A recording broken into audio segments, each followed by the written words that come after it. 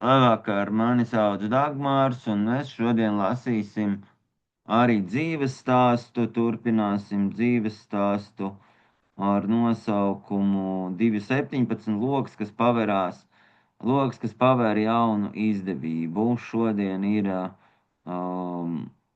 11.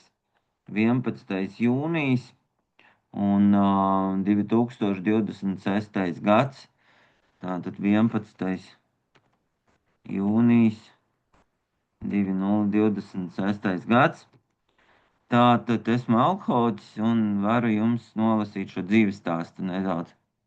Taču mans progress anonīmos alkoholiķos bija ļoti lēns. Es atteicos iet uz sapulcēm ārpus savas pilsētas rajona, kas nozīmē, ka sapulces apmeklēt tikai otrdienās un ceturtdienās. Pēc sapulces es vienmēr jūtos labāk. Atceros reizes, kad piekdienās atgadījās kas nepatīkams, un es pie sevis nodomāju, es vēlos kaut šodien būt otrdiena, un es varētu aiziet uz sapulci. Neatkarīgi no tā, cik ierosinājumus dzirdēju, cik daudz cilvēks piedāvājās mani aizvest, es vienkārši nedavos uz sapulcēm citās dienās. Cilvēki man sniedz arī citas labas padomas. Viņi ierosināja atturēties no attiecību veidošanas. Es biju jauns un viens, un šo ideju nekavēties noraidīju. Pirmajā gadā es mētājos no vienām slimām attiecībām otrās.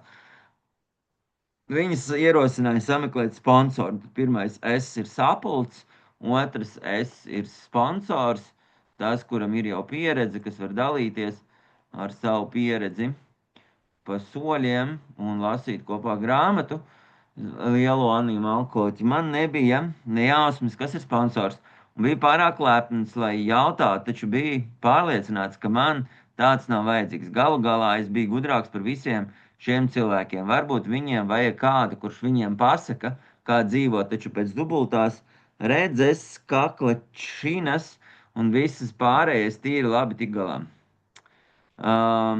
Mani aicināja atrast augstāko spēku. Mani neviens neapmuļķos. Es zināju, ka tad, kad viņi saka augstākais spēks, viņi patiesībā domā Dievu. Es zināju, ka Dievs to vien gaida, ka es izkāpšu ārpus savas drošās zonas, lai viņš var atriepties. Es negribēju nekādas darīšanas ar Dievu. Ar šādu pretestību es lēni vilkos uz priekšu vairākus mēnešus, kad kāds man jautāja, kā man iet, es teiktu, labi, neatkarīgi no tā, cik ļoti iekšēji raudāju.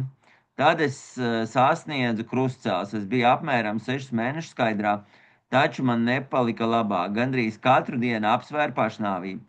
Manas emocijas mētājās no paralizējoša izmisuma līdz nāvējošam niknumam. Bieži vien pāris sekundžu laikā es nebiju laimīgs, priecīgs vai brīvs.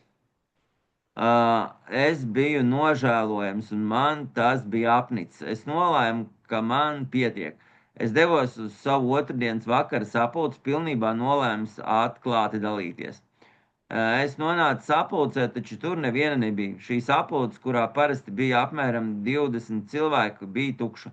Es pāris minūtes pagaidīju un jau gatavojos doties prom, kad durvīs ienāca kāds vīrs, ko es tikko pazinu. Viņš ierosināja sapulci noturēt divatā.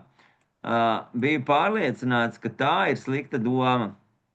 Viņš jautāja, kā man klājās. Tas bija viss, kas man bija nepieciešams. Sāpes, bailes, nelaimes, dusmas, zaudējumi, aizvainojumi un izmisums gāzās ārā.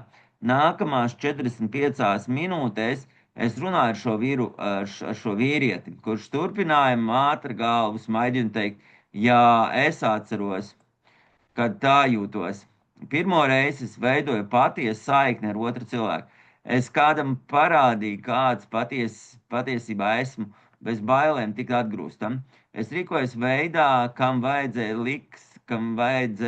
liks man labāk justies, nevis izskatīties. Man uzņēma ar pieņemšanu un mīlestību. Tātad, jā.